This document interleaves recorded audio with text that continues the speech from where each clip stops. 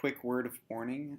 As I was editing this, I realized that I say about 1,000 times. And if it infuriates you even as a quarter as much as it infuriates me, I'm sorry. There's nothing I can do about it now. Number one by 2026? Who fucking cares? I don't care. Thinking about that the other day, what motivates me to work, what I want to accomplish, how I want to accomplish it. Number one in 2026, I don't fucking care about, and that's a huge problem. That's why I recorded this video, and I did this part afterwards because I realized that I forgot to even say why I was making this. Hey everybody, earlier this year we laid out the vision of the company.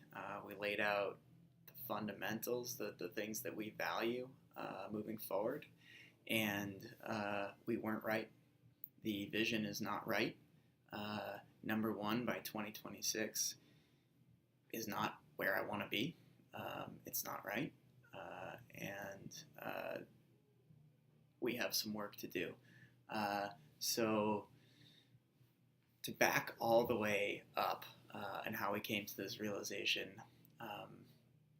start of Down East Cider, we graduating college in 2011, facing a lifetime of employment, which is a pretty scary reality. And we came up with this idea that if we could start a company and we could do work on our terms, the way that we wanted to do work. And we were daydreaming about all sorts of stuff. We had this skateboard mini ramp obsession, ski trips, PB&J bar, parties, THC ciders, all sorts of fun and shenanigans. And pretty important is getting to work with each other, who we like. So we all have to have a job and pay the bills.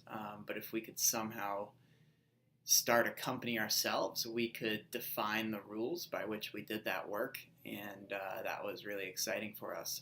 I think it's important to note that the idea of working on our terms was the spark of the company. It wasn't cider. Cider came afterwards. It wasn't about altering the landscape of cider in the U.S. It wasn't about any specific financial milestones.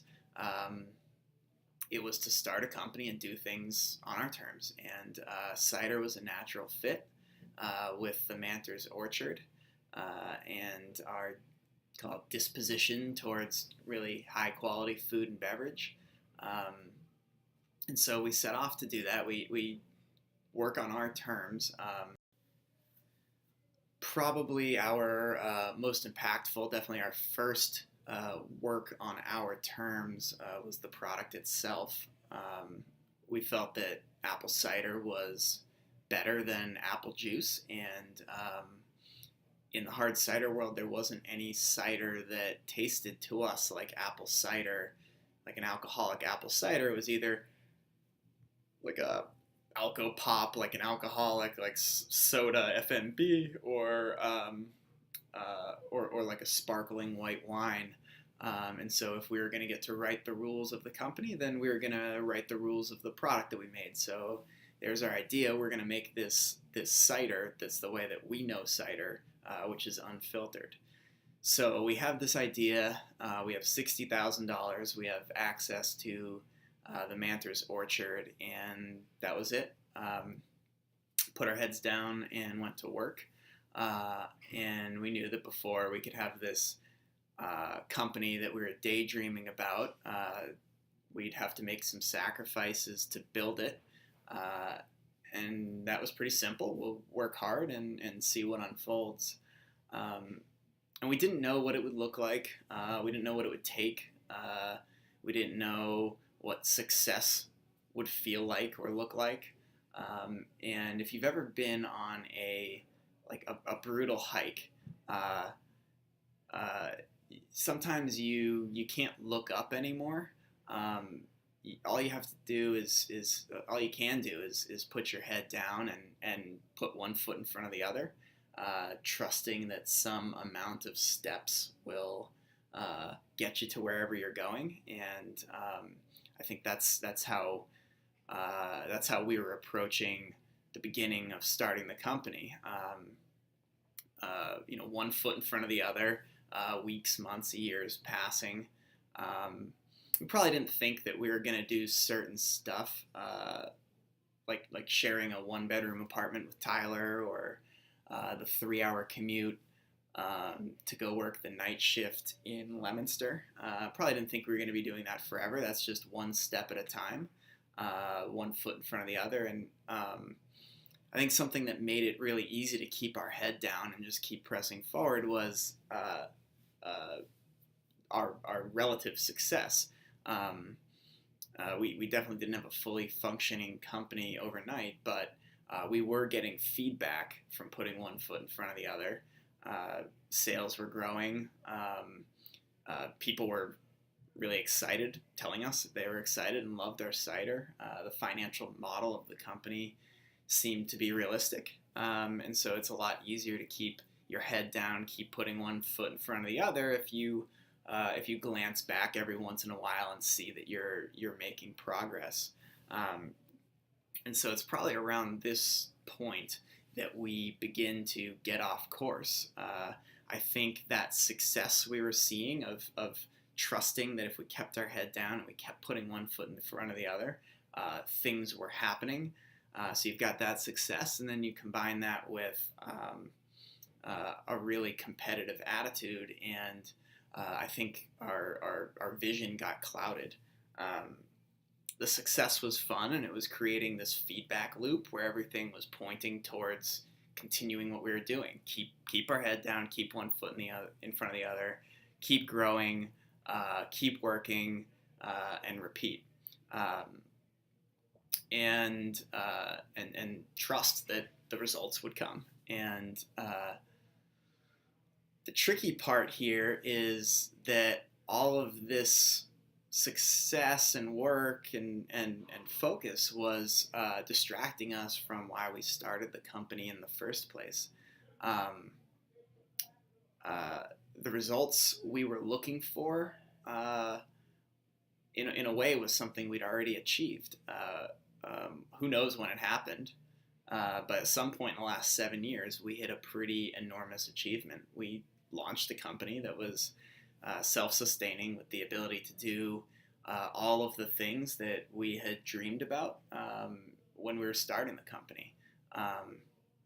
When we first started and we were cash flow negative, if we wanted to spend 20 hours a week building a skateboard ramp, I don't know that the company would have ever gotten off the ground, and we probably wouldn't have been successful. But if today we wanted to hire somebody to build skateboard ramps, we could have a discussion about whether that's something that we want to do for the company. But if it was something that was important to us, we could do it, and we wouldn't be out of business. So we got through the call it the startup chasm. We have access to our dreams, but we just kept our heads down and kept churning along, doubling down for bigger and better. One more step. If we resist a little bit longer, that skateboard ramp could be a full skate park, or that PB&J bar could be a full sandwich shop. And now that we're almost 8 years in, we can see that never ends. There's always something more. There's always a bigger, better destination. And the destination matters, but the journey is really long, and it matters too. And it's hard to see that in year 1 or 2, but we were absolutely overvaluing the destination to the detriment of the journey. The good news is that I'm not standing here in a come to Jesus type moment where everything's in the shitter. Thanks to all of that discipline and focus and doubling down, we have a a pretty spectacular footprint, pretty spectacular foundation of a company to build off of. We just don't need to keep our head down grinding one step after another like robots until we reach a destination, only to find out that that destination is something we don't care all that much about, or at least as much as it, we're valuing it as much as not enjoying the journey that we're on. So we have the opportunity to shape this company into exactly what we dreamed about. We can work with the people that we want to work with. We can make and do things that we're proud of. We can work how we want, and if that's mini ramps, then it's mini ramps. It's probably not mini ramps. That I think was a phase from 7 years ago. But that mentality was and still should be our North Star. Do what we want, how we want. And I told you this past year that our North Star was number one in retail dollars by 2026. And that was wrong. We missed. So what are we going to do about that? We're going to restart the process. We, the entire company, are going to go through the process that we went through several months ago to clearly identify what our North Star is. That's what success looks like. And through that process, we should end up with a shared vision for the future that'll probably result in an adjustment to the approach we take, and that's a little bit of the strategy and the fundamentals. I wouldn't expect any major day-to-day changes. Imagine this as like a tanker vessel traveling across the ocean. We change course a few degrees. It doesn't mean anything in an hour or a day, but by the time we get across the ocean, it will be entirely different. So the next steps are going to be brainstorming work. Everybody is going to be involved. As we're going through this process, please know that your voice in the direction of this company will be as loud as you want it to be. If you make time for these meetings and chime in on any email threads or polls that we have, you will be heard. If you don't, then we don't know what you're thinking. So in order to make sure that we don't drown each other's voices out, this is going to start in relatively small groups. I ran through the first meeting last night. Those people are going to run through and moderate subsequent meetings in the next few weeks or months, depending on how long it takes us to schedule this. And hopefully we, through this process of brainstorming, collecting that information, distilling it down, getting feedback, recognizing patterns, and figuring out what is most important to us, we should arrive at the distilled core of what's important to us. And at the end of the day, well, it's the beginning of the day. Why do we get out of bed to work? Obviously, there's the part about paying the bills, but beyond that, what motivates us to get up and go to work and work hard, and that's what we're going to figure out. So stay tuned for invitations to the meetings that will be coming up, and if you have any questions, you can reach out to me. You have my email. What a stupid way for this to end. You have my email.